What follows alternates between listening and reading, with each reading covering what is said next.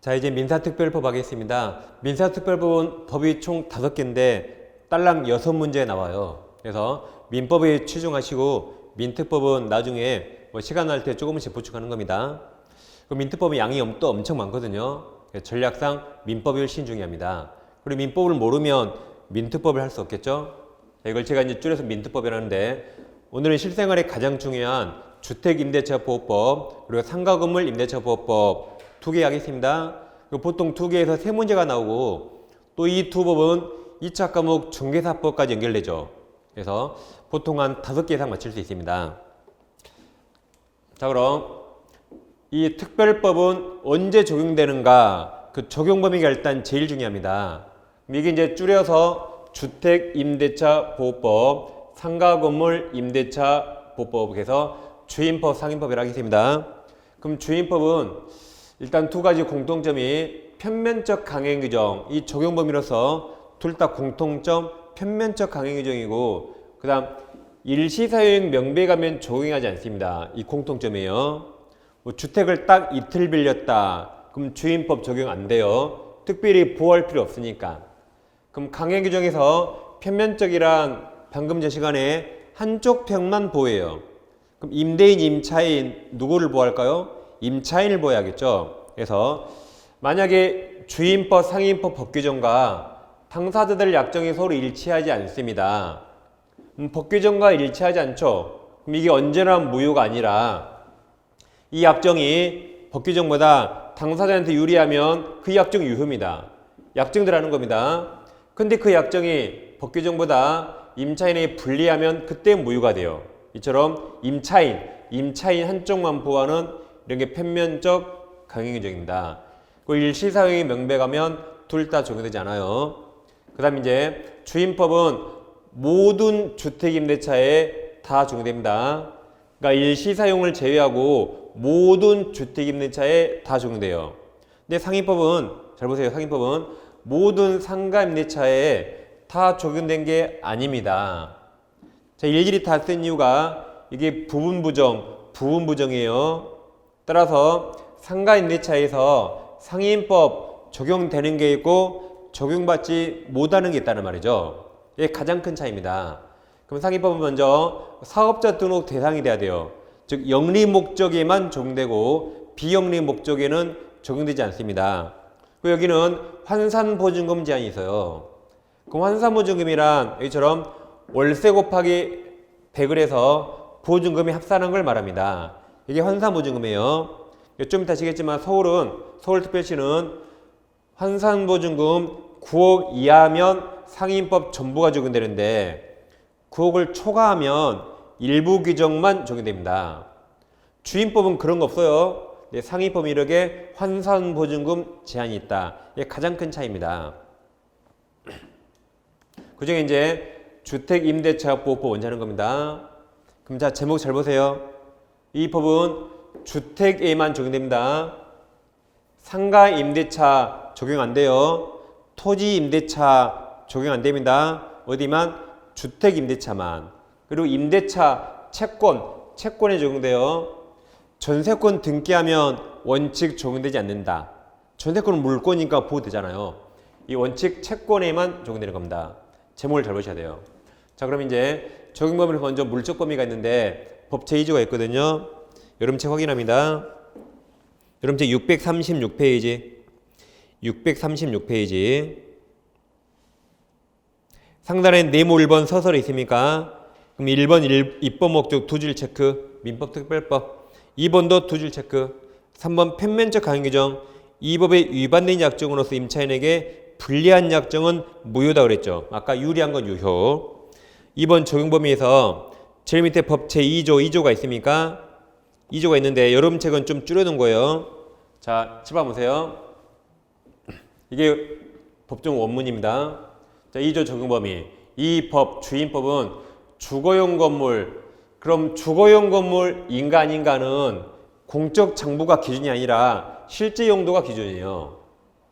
예를 들면 오피스텔 임차했어요. 내가 오피스텔을 301호를 임차했다. 그럼 난 주택 임차인일까요? 상가 임차인일까요? 가봐야 돼요. 가봤더니 내가 장사하면 상가임차인 이처럼 실제 용도, 먹고 자고 살면 주택임차인 이 실제 용도를 따집니다. 다시 2조. 이 법은 주거용 건물을 가로 열고 이하 주택이라면 되겠죠. 주택에 잘 보세요. 전부 또는 일부 임대의 차에 관하여 적용한다. 여기서 일부란 예를 들면 아파트 방 한 칸만 잠만 자실 분 빌려줄 수 있죠. 그럼 그 방 한 칸에 적용된다. 얻는 건물 201호, 301호 그 일부 한 칸에 적용됩니다.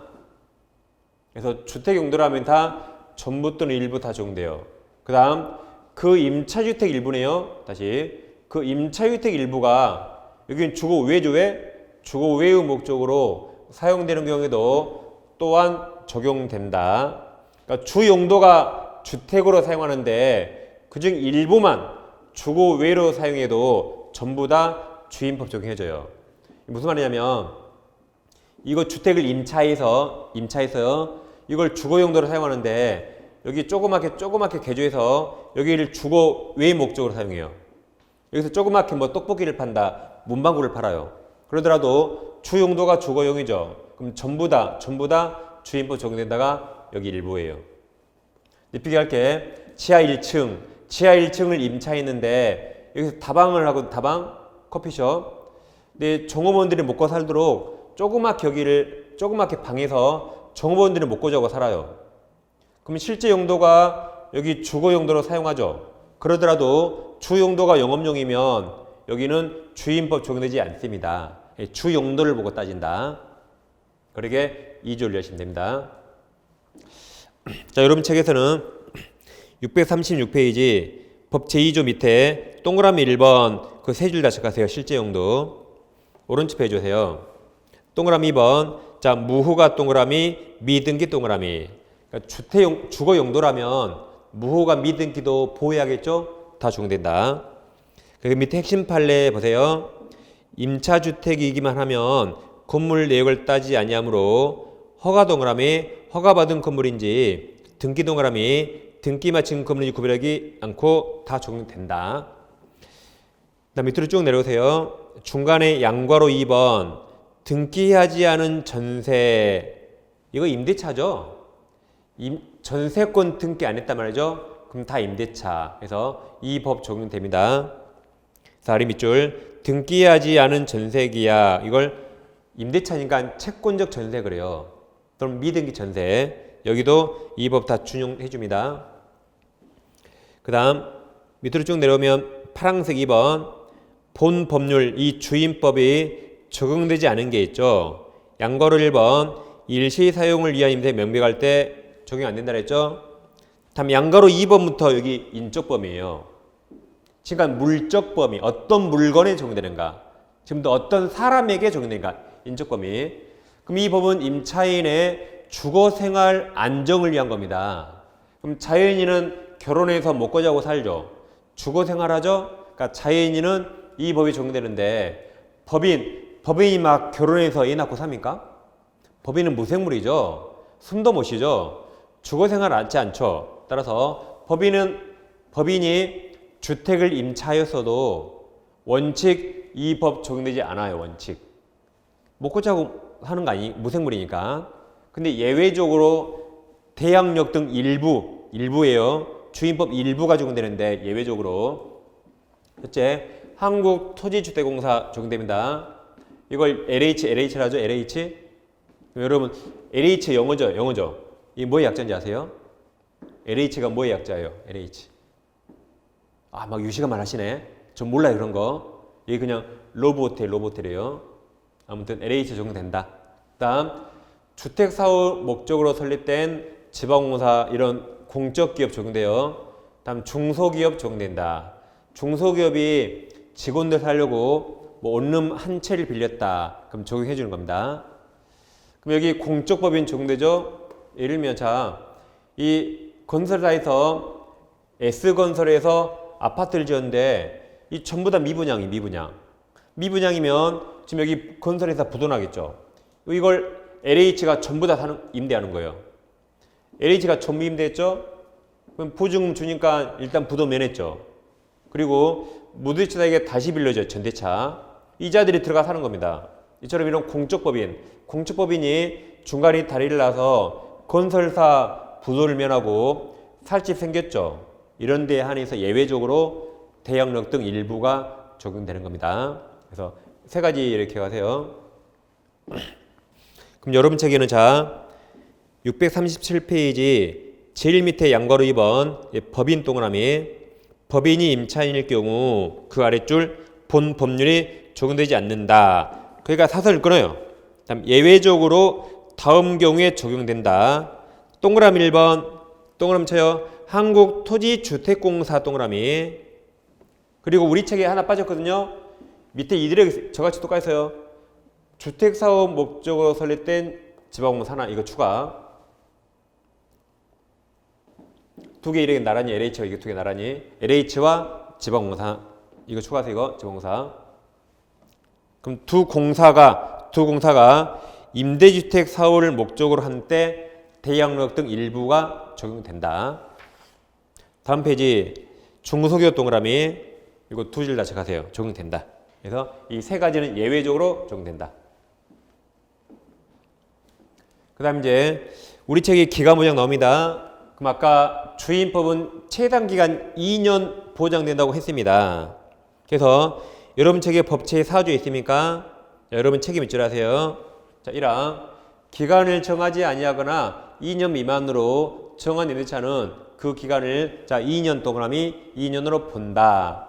다만이 단서 다만 자 임차인 네모 쳐요.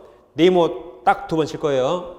임차인만 2년 미만으로 다음 정한기간 그랬죠. 무한기간? 정한기간. 무한기간? 정한기간. 무한기간? 지금 서로 저 자식이 지금 그랬죠. 무한기간? 정한기간. 정한기간이 유효함을 주장할 수 있다. 누구만? 임차인만. 다음 2항은 임대차가 종료한 경우에도 임차인이 보증금을 돌려받을 때까지 보호해야 되니까 임대차는 존속으로 봅니다. 그럼 다시 여기 아까 최단기가 2년이었죠. 자, 갑주택을 을과 임대차 했는데 3년 약정했네요. 그럼 2년이 됩니까? 3년 유효. 최장기 제한 없죠? 100년도 유효. 최단기간만 2년 보장해요. 3년 유효입니다. 그래서 갑도 3년간 못 쫓아내요. 을도 3년 살아야 돼요. 살아야 된다. 근데 이번에는 깜빡이고 기간 약정 안 했대요. 그럼 몇 년으로 본다? 2년으로 본다. 근데 이번에 만약에 여기 2년 미만으로 정했대요. 만약에 1년 약정했다. 그럼 몇 년으로 본다? 2년으로 본다. 2년. 다만 단서 누구만? 임차인만.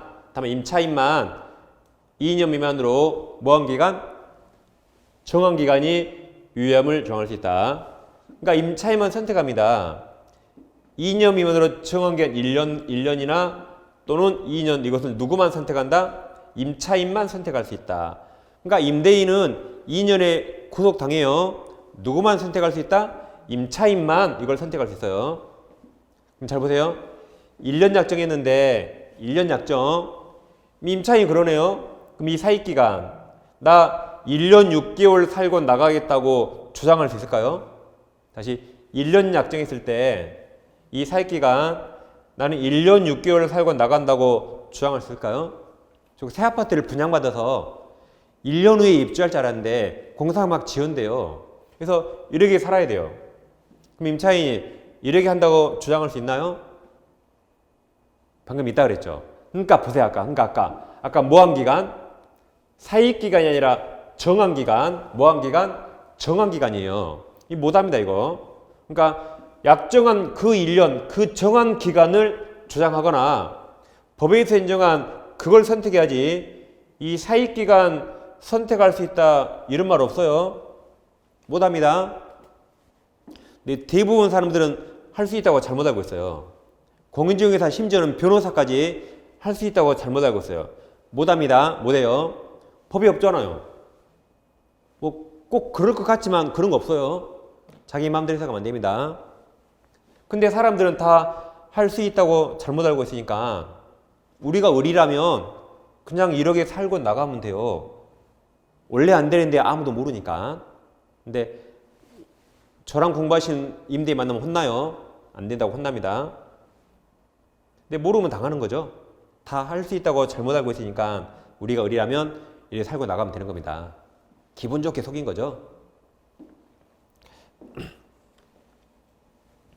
자, 그 다음 그럼 법조문 밑에 양가로 1, 2, 3 그 6줄 다 체크하세요. 다음 밑에 2번 묵시갱신이라고 이게 법정갱신을 말합니다. 그럼 자 7, 8 잠깐 보세요. 이게 법에서 자동 갱신시킨 거예요. 자, 주택임대차를 3년 약정했거든요. 그럼 자 임대인은 기간 끝나기 6개월 전부터 2개월 전까지 1개월에서 2개월로 법이 바뀌었습니다. 이때 임대인은 뭔가 통지해야 돼요. 즉 임차인 기간 끝나면 나가 방 빼라고 반드시 이때 통지해야 됩니다. 또는 더 살려면 월세 올려줘 보증금 올려달라고 반드시 이때 통지해야 돼요. 여기는 빨라서 효력 없어요. 여기 늦어서 효력 없습니다. 반드시 임대인은 끝나기 6개월 전부터 2개월 전까지 통지했어야 됩니다. 그리고 임차인도 끝나기 2개월 전까지 임차인도 뭔가 통지해야 돼요. 그러니까 임차인은 기산점이 없어요. 계약 당일부터 끝나기 2개월 전까지 아무 때만 하면 됩니다. 그럼 임차인은 끝나면 나갈 테니까 돈 내놔 라고 하거나 끝나고 월세 깎아줘 보증금 깎아달라고 2개월 전까지 통지해야 됩니다. 따라서 임대인도 이 기간에 아무런 통지가 없고 임차인도 여기까지 아무런 통지가 없으면 법에서 자동으로 연장시켜요. 그걸 법정갱신, 묵시의 갱신이라고 합니다. 그럼 자동갱신되면 돈은 그대로 똑같아요. 보증금, 월세 똑같습니다. 근데 기간은 똑같은 게 아니라 기간은 2년으로 봐요. 최단 기간처럼 2년으로 본다. 그러니까 여기는 기간이 총 5년이 돼버리는 거죠. 그리고 월세 보증금 못 올린다. 그러니까 돈은 전과 똑같은데 기간은 똑같은 게 아니라 2년으로 본다. 그래서 다시 이렇게 법정갱신되면 2년으로 보는데 단 여기서 임차인만 법정갱신 됐을 때 임차인만 언제든지 나간다고 해지 통보할 수 있고 임대인에게 시간을 3개월 줍니다. 3개월 끝나면 나갈 수 있다. 누구만? 임차인만 선택할 수 있다. 임대인은 딱 2년에 구속당합니다. 그래서 여기다 다시 네모 한번 칠 거예요. 네모. 그럼 법조문 나오죠? 자, 여러분 책에 몇 줄? 책에 묵시기 제6조가 있습니까? 자, 1항에 임대인 동그라미 임대인이 다음 가로 칩니다. 가로 임대차 기간 끝나기 6개월 전부터 2개월 전까지 가로 기간에 임차인에게 갱신 거절 통지가 갱신 안 해? 끝나면 나가 통지를 하지 아니하거나 다음 계약 조건을 변경하지 아니하면 그 말이 돈 안 올려주면 갱신하지 아니한다는 뜻의 통지를 하지 아니한 경우에는 거기가 사설을 끊어요. 지금까지 뭐가 계속 아니 그러네요. 한마디로 아무 말 없는 경우에 다음 그 기간이 끝난 때 전 앞 임대차와 동일한 조건 이게 돈이에요. 동일한 조건이 월세 보증금 동일한 조건으로 다시 임대차장소로 본다. 누가 봐요? 갑과 을이 아니라 법에서 본다. 이걸 법정갱신, 묵시의갱신. 법에서 그렇게 봐버리죠? 그걸 법정갱신, 묵시갱신. 그 다음 임차인 동그라미. 임차인이 임대차 가로칩니다. 기간 끝나기 2개월 전까지 가로. 그러니까 기산점 없어요. 다음 통지하지 아니한 경우에도 또한 갖다가 법정갱신 된다. 이항 1항의 경우, 즉 법정갱신된 경우 임대차 존속기간은 자 2년 동그라미 2년으로 본다. 3항의 2기 동그라미. 자 월세도 안 낸 임차인은 갱신 안 시켜줘요. 그래서 몇 기? 2기 참액에 달하도록 연체하거나 그 밖의 임차인으로 의무를 현저 위반한 임차인에서는 1항이 법정갱신을 적용해주지 않는다. 월세는 잘 냈어야 돼요. 그래야 법에서 계속 살게 묵시적으로 갱신해줍니다. 그리고 이 숫자는 안 외워진다 했어요. 숫자는 잘 안 외워집니다. 근데 얼른 딱 보면 숫자가 2자가 제일 많네요. 숫자 몇 자? 여기 2자, 2자, 2자, 2자. 좀 이따 상인법은 3자가 제일 많아요. 3자가 상인법은. 다 그런 게 아니라 주인법은 2자가 많고 상인법은 3자가 많고. 오른쪽 오세요. 639페이지. 상단에 양거로 1번 묵시갱신 요건 그 동그라미 1번, 2번 5줄 다 체크하세요. 2번 존속기간 2년 3번도 밑에 3줄 다 체크하세요.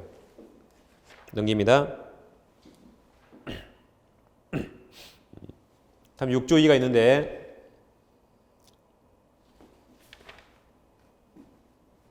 여러분 책 찾으면 638페이지 여러분 책 638페이지 잠깐 보세요.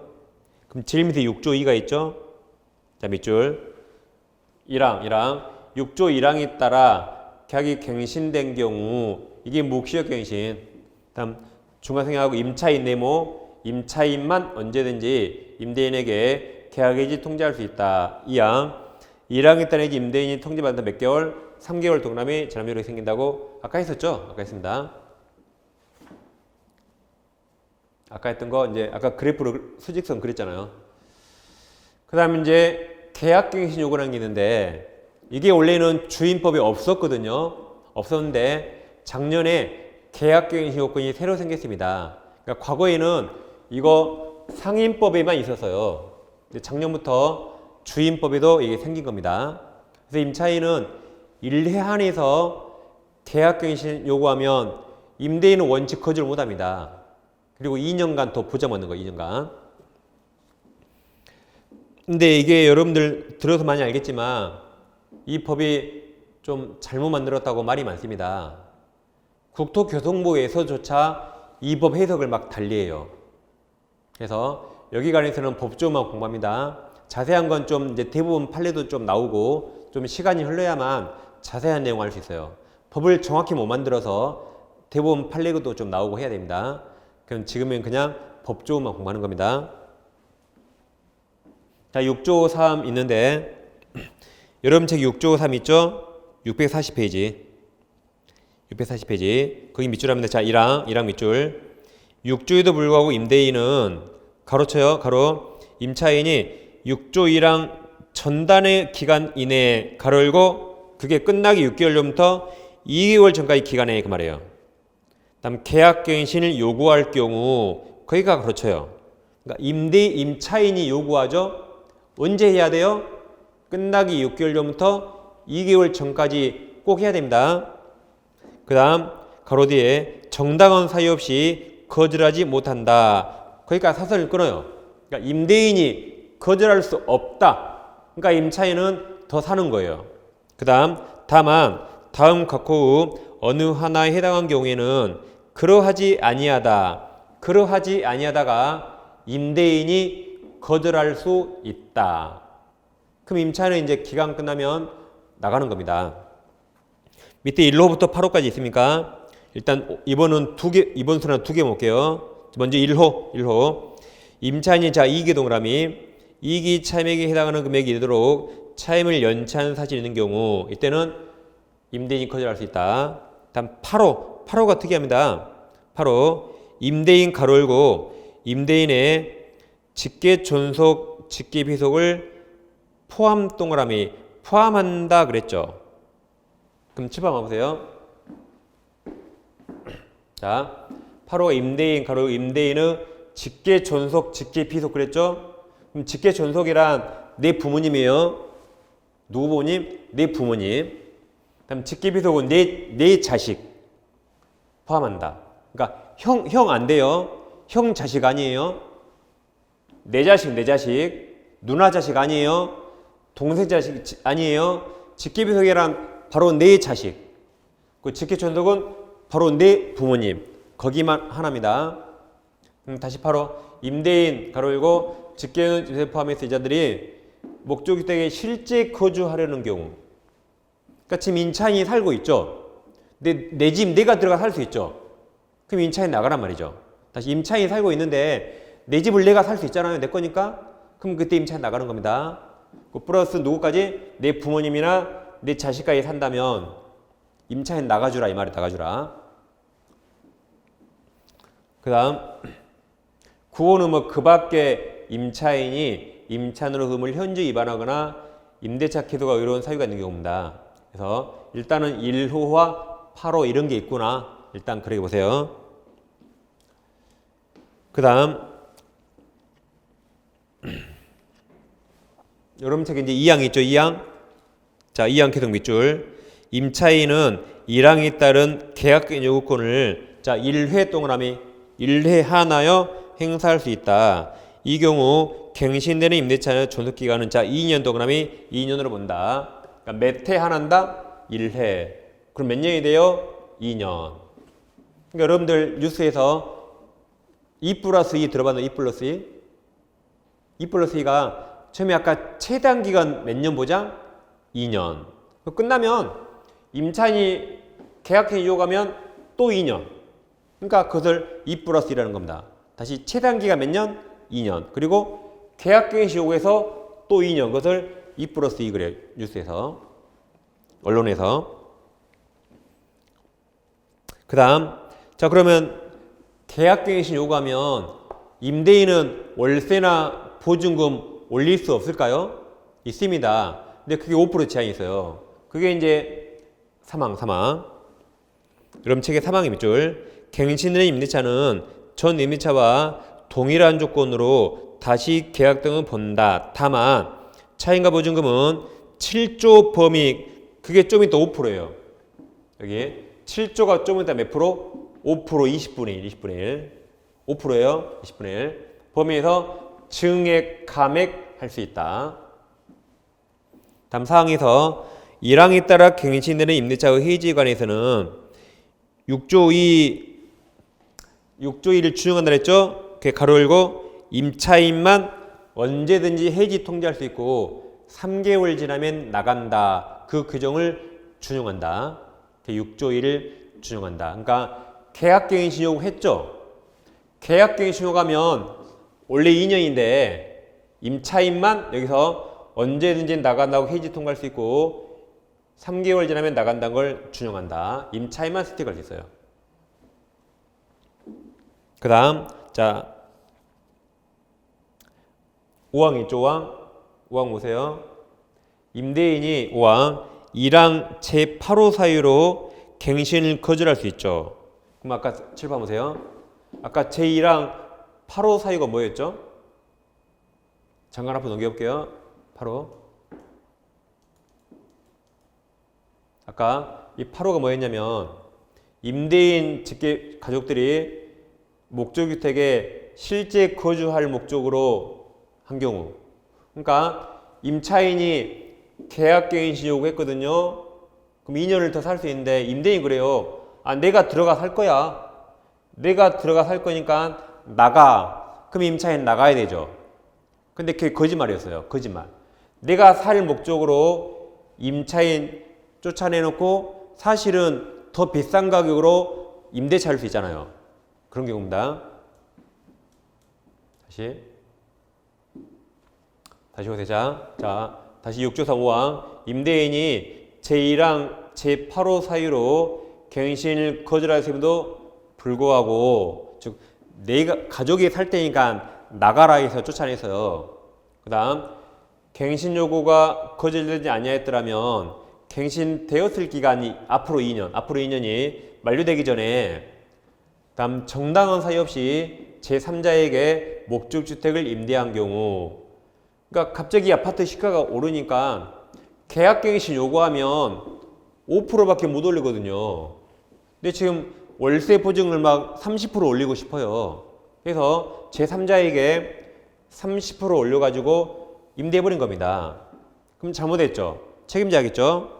그 다음에 임대인은 갱신 거절로 인해서 임차인이 손해를 이제 배상해야 됩니다. 그래서 이 손해배상 규정이 생겼습니다.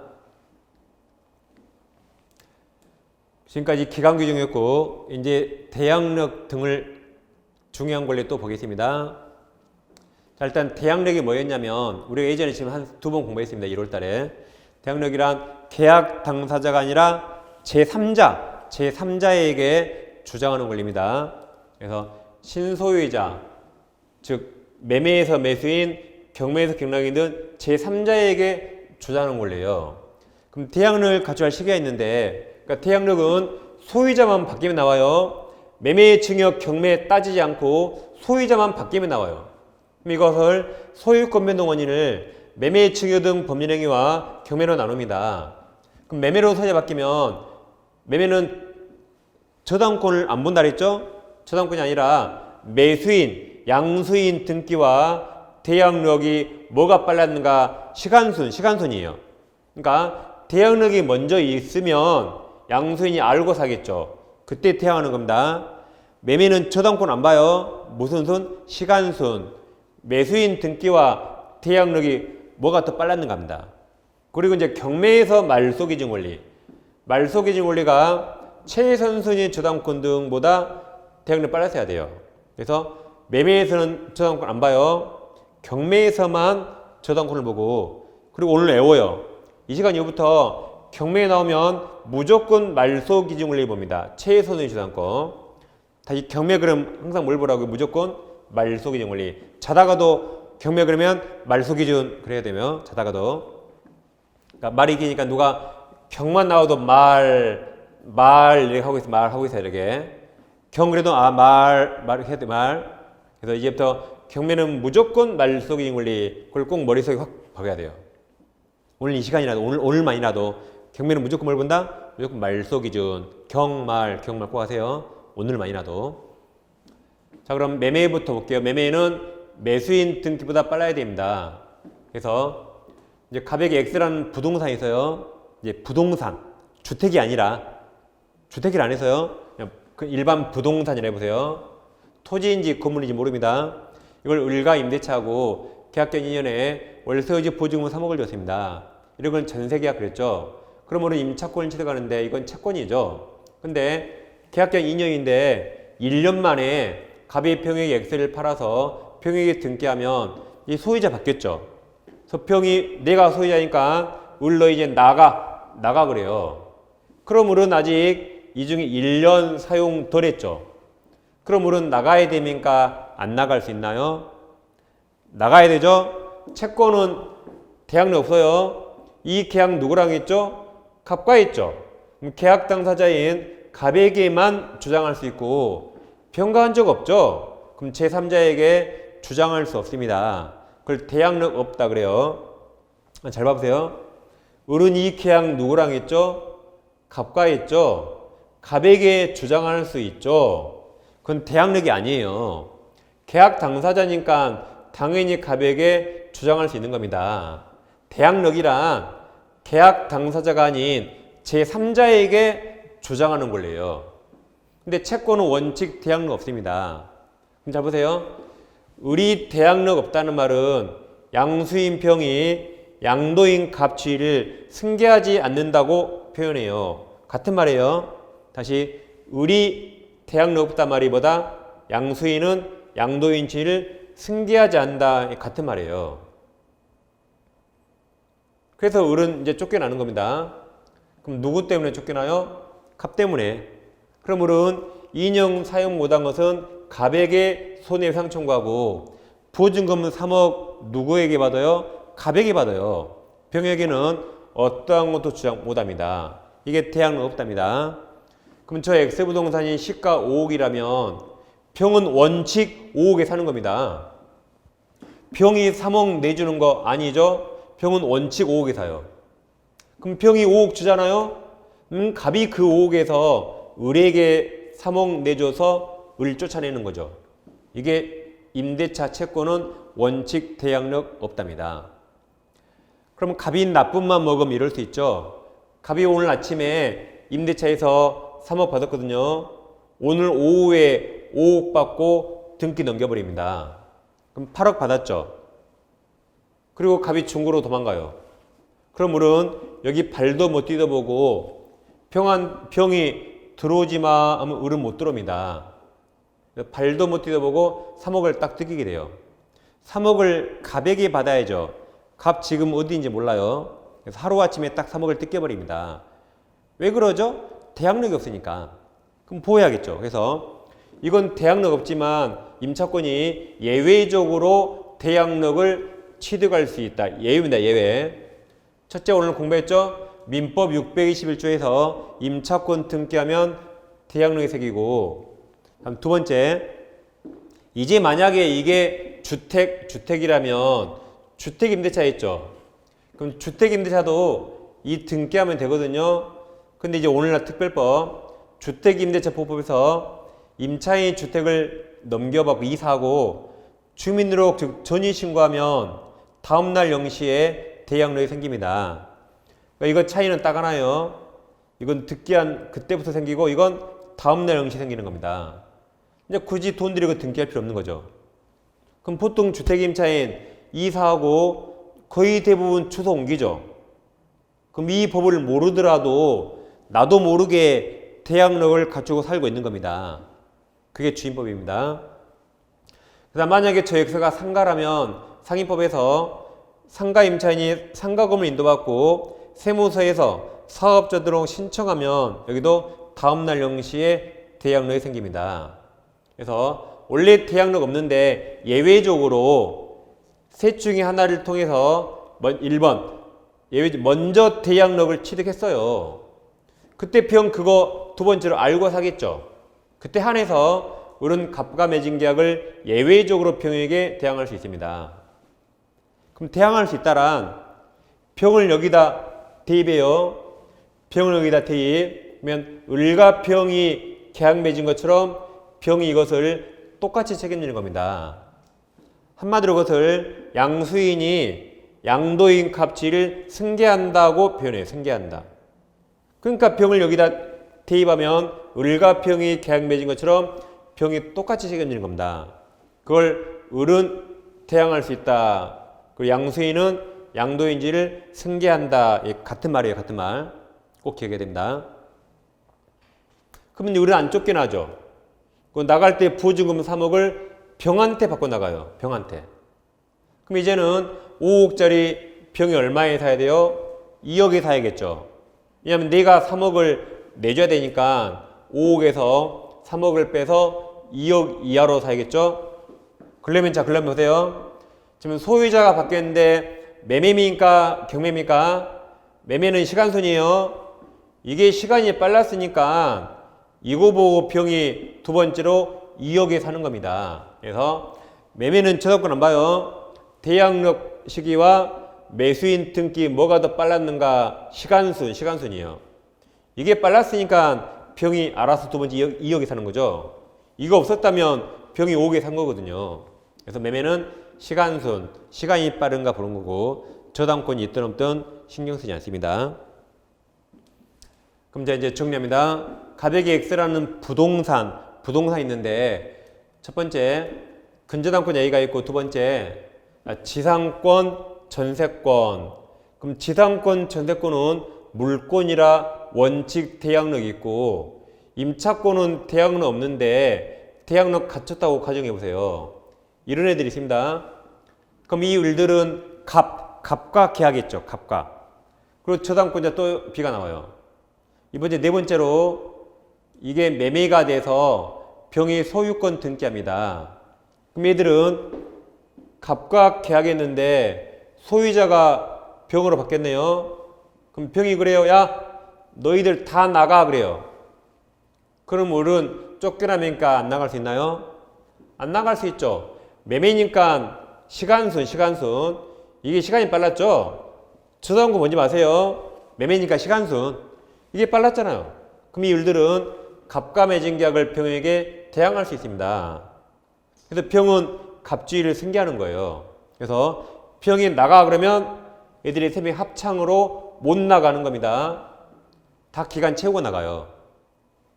그리고 얘는 전세금 누구한테 받아요? 병한테 받아요. 얘는 보증금 누구한테 받아요? 병에게 받습니다. 주기는 갑에게 줬지만 나갈 때 누구한테 받는다? 병에게 받아요. 그게 을은 대항력이 있다. 병은 갑주의를 승계한다고 표현합니다. 근데 이번에 매매가 아니라 경매는 항상 후순위가 경매합니다. 얘가 네 번째 경매였어요. 이제 병이 경락행위죠. 경락인 병이 X를 경매받았는데 애들이 점유하고 있네요. 애들이 너희들 다 나가. 그럼 이 을들은 대항력 있습니까? 경매는 무조건 말속이지 원리. 경매 신청은 저당권이 아니라 1번 최선순위 저당권. 그럼 여기부터 대항력 다 이렇게 소멸합니다. 이렇게 소멸해요. 그럼 얘들은 다 쫓겨난다. 갑과 맺은 계약을 병한테 대항할 수 없으니까 얘들은 다 쫓겨나는 겁니다. 그때는 병은 갑질을 승계하지 않는다 그랬어요. 다 쫓겨나는 겁니다. 나갈 때 이제 얘들은 경매대가에서 우선 면제 받고 나가요. 아무튼 다 쫓겨난다. 그래서 매매와 경매 판단이 서로 다릅니다. 달라요. 지금까지 그래서 대항력을 봤습니다. 자, 그럼 이제 주인보로 오셔가지고 이제 주택임차인 세 가지 권리가 있죠. 여기부터 10분 쉬고 이어서 하겠습니다.